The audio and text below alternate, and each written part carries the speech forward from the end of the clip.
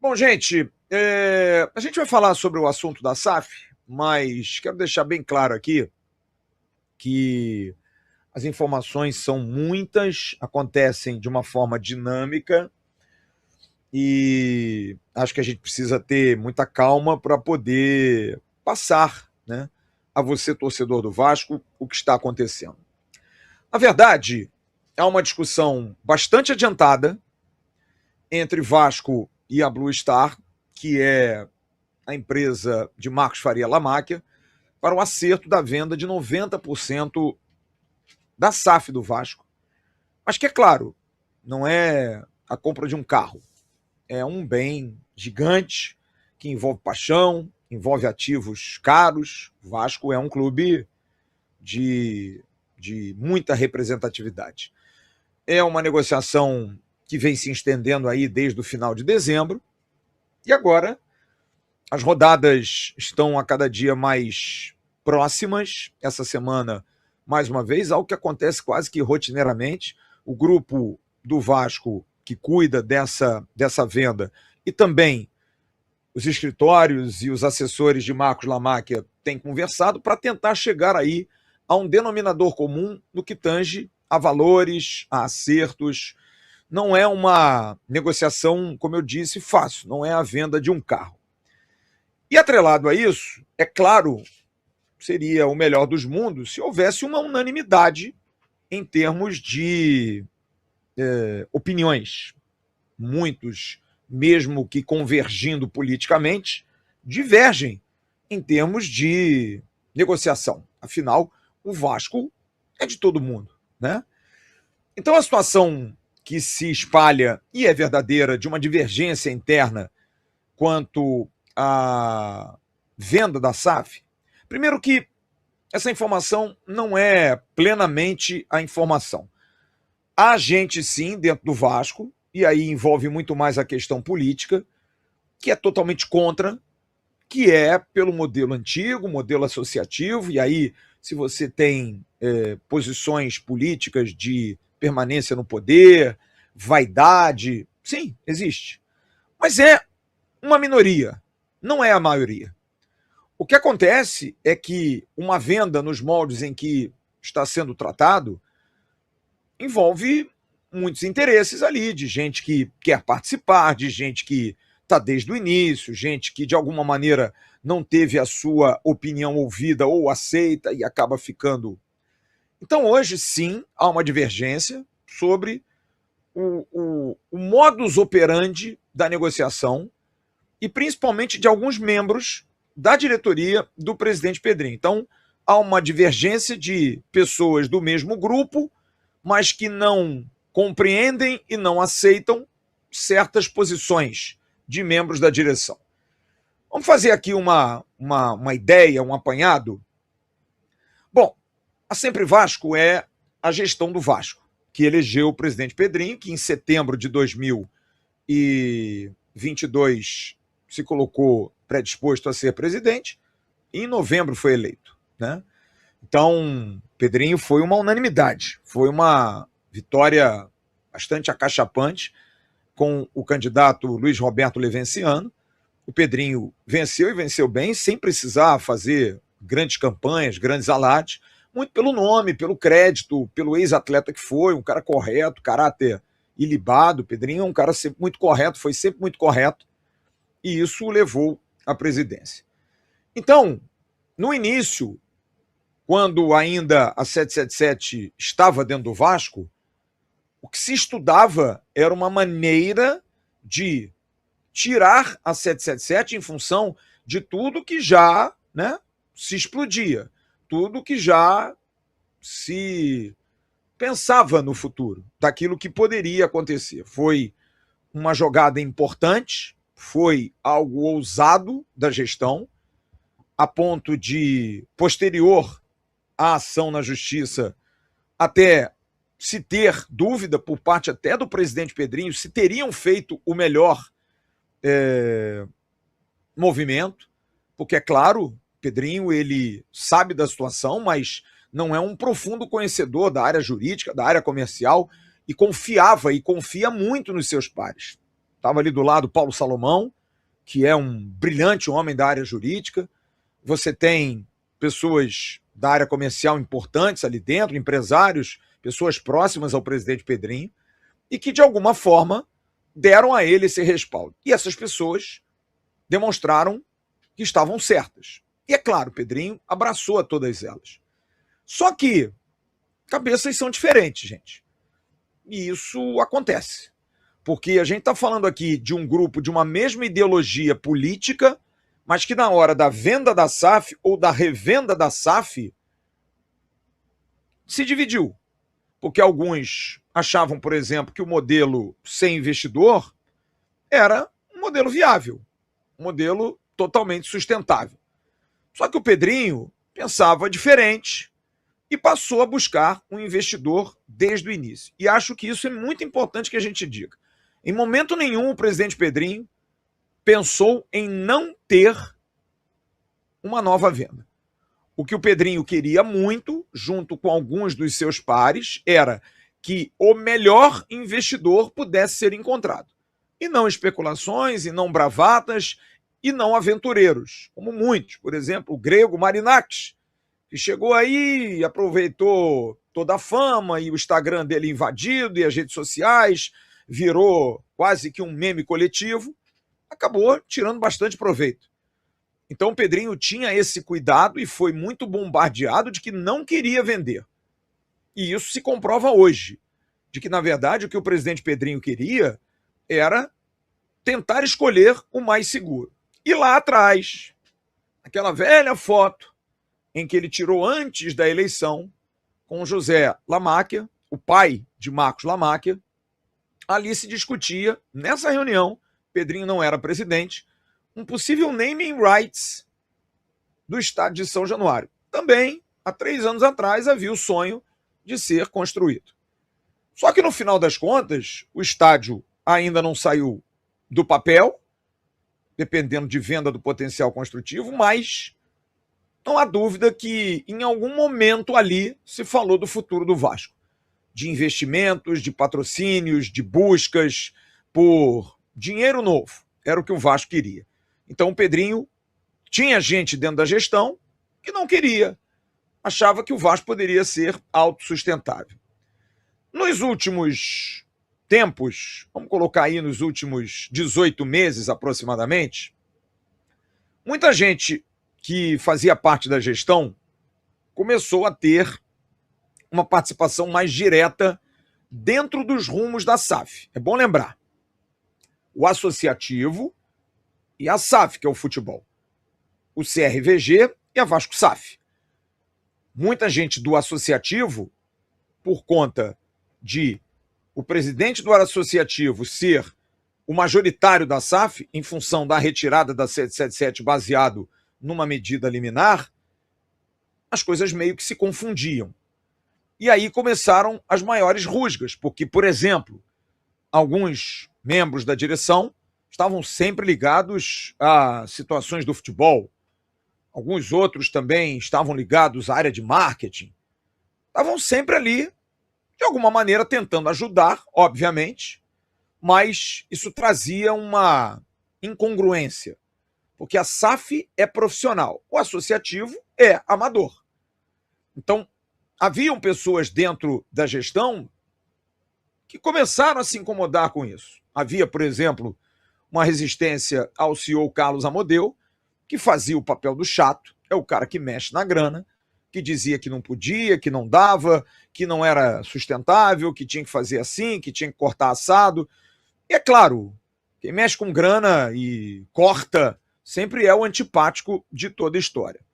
Só que essa ingerência em alguns departamentos da SAF começou a criar exatamente essas rusgas, essas brigas, ou esses desentendimentos de pessoas que eram amigas e são amigas ainda, porém com divergências. Gente que não convergia muito, a gente vai sentar em família, mas não vamos falar de política hoje não, porque senão a gente vai brigar, né? Vamos aí para a política nacional. Quantas famílias se dividiram por conta de lados políticos? Mas eu sou família, eu continuo junto. Então o papo era mais ou menos isso. Então, começou a ter negociação de contratos, contatos com agentes para tentar mexer no mercado do futebol, troca de prestadores de serviço, coisas que não estavam legais, e aí vem alguém da associação junto à SAF, senta lá e troca, sabe? Começa a ter essa maior liberdade. Uma falta de uma melhor comunicação, exatamente por conta disso.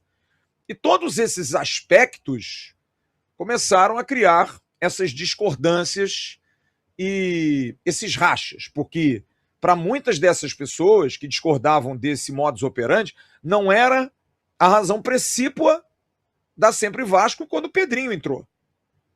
Era administrar o clube, era tirar a 777 e buscar um investidor.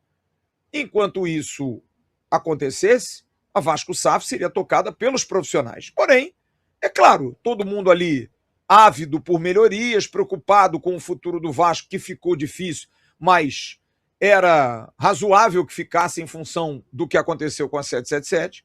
Muita gente começou a entrar.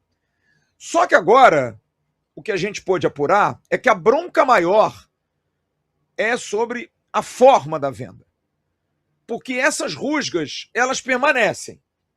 E me parecem cada dia menos solúveis, sabe? Não há solução. São assim, difíceis de solução. Porém, podem ser ajustadas em conversas, o que também é bastante difícil pelo que eu apurei. Mas a bronca hoje e as divergências aumentam pela forma. Por quê? Porque muitos não acham que, por exemplo, o modelo Marcos Lamáquia é o melhor modelo. As vantagens a Marcos Lamáquia não são as melhores.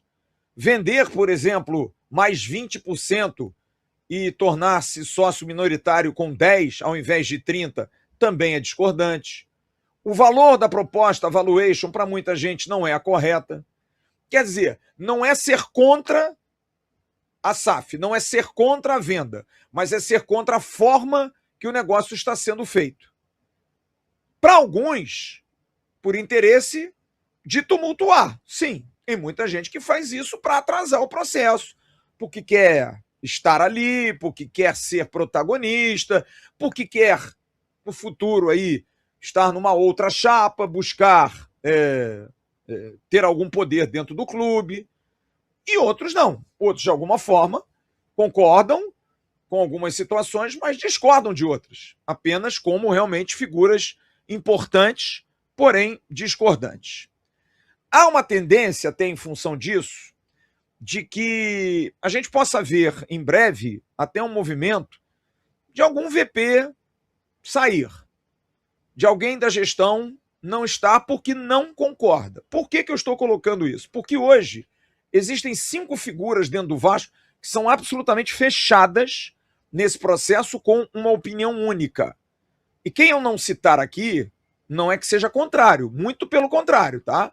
Mas o presidente Pedrinho, seu assessor direto Marcelo Macedo, Alain Belaciano, que é presidente do conselho, né? Cristiano Campos, que é o braço direito, e Felipe Carregal, advogado brilhante do Vasco, que defendeu aí muitas vezes a questão da SAF em várias entrevistas e estava sempre ligado aos julgamentos de 777, de ECAP e tudo mais. Esses 5 formam ali o núcleo duro, o core, estão fechados.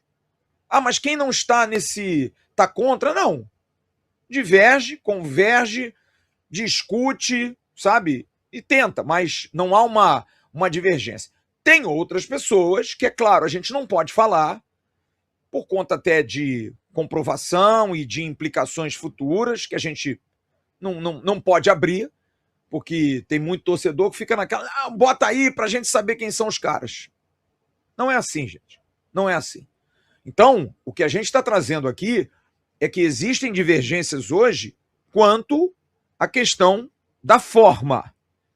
Mas esses discursos que se diferem, essa inconstância, é a grande preocupação desse núcleo de 5, e principalmente do presidente Pedrinho. Por quê? Porque o Marcos Lamáquia já não gosta muito de aparecer. E vocês já devem ter percebido, é um homem de uma foto só ou 2 fotos só. Ele é extremamente sigiloso, ele é extremamente na dele. É um homem do mercado, cuida de grana, não é um cara de high society, não é nada disso. E que isso, de alguma maneira, não se sentir minimamente querido botando grana, né, botando dinheiro, pode ser que ele chute o balde. Pô, cara, eu não vou ser querido nesse clube. Vão me tratar mal, vão me esculhambar, não vão gostar de mim, eu vou embora. Vamos deixar isso para depois. Então essa é a grande preocupação desse momento. E exatamente por isso há uma ação de acelerar essa assinatura do memorando de intenções, o MOU, para que a coisa possa ser resolvida o quanto antes. Quais são os pontos aí de divergência? Coisas que estão sendo ajustadas e são ajustes importantes, pontos importantes. Inclusive, hoje, o companheiro Diogo Dantas, do Globo, trouxe uma notícia muito importante que realmente foi confirmada. Uma divergência era a questão que envolvia o fato de Lamáquia ter feito um pedido, até baseado na insegurança jurídica que tornou-se o Vasco, em função do que aconteceu na 777, por mais que a 777 realmente seja errada, mas abre uma brecha, porque contratos eles são assinados, mas não são blindados. Existem, né, algumas soldinhas ali, algumas amarras que podem ser desamarradas ou quebradas. Então a segurança jurídica de quem investe é: qual é a certeza que daqui a um ano vocês não vão querer me tirar? E aí, diferente do que acontecia com a 777, essa é uma grande diferença e por isso o presidente Pedrinho acredita muito nesse acordo. Marcos Lamáquia é brasileiro, Marcos Lamáquia tem declarado um patrimônio de mais de 20 bi. Marcos Lamáquia está registrado com sua empresa em Banco Central e em todas as operações financeiras do país. E é um cara que é só pegar um avião e ir a São Paulo, ele está ali na Blue Star. Então essa é uma segurança. Porém, o que o Vasco buscou era uma garantia. Ter uma garantia. Porque, como era o contrato anterior, era como se fosse: eu comprei seu carro. Eu não gosto mais do carro, eu paro de pagar, mas vou te devolver o carro. Tá. Mas eu vou ficar com a dívida das multas, eu vou ficar com o carro batido, porque você bateu. Não era legal. Ó, eu não pago, a gente recupera todas as ações. Beleza, mas as pembas vêm comigo. Então, o que se buscou nesse novo contrato que o Vasco está amarrando? De que haveria necessidade de um avalista, de uma garantia. E a garantia foi dada pelo pai de Marcos Lamáquia, através de suas empresas. José Lamáquia abriu que seria ele o avalista. Quer dizer, um homem que tem uma fortuna de 30 bi, se houver algum problema, algum dia, um atraso, algo que tenha uma dificuldade, se recorre ao avalista. Ele vai ser cobrado, ele vai pagar. E aí, meu parceiro? Gostou desse corte? Então se liga nesses aqui que eu tenho certeza que você também vai se amarrar. O like eu sei que você já deixou. Então agora se inscreve aqui no canal AV+, que é o canal oficial de cortes da plataforma Atenção Vascaínos.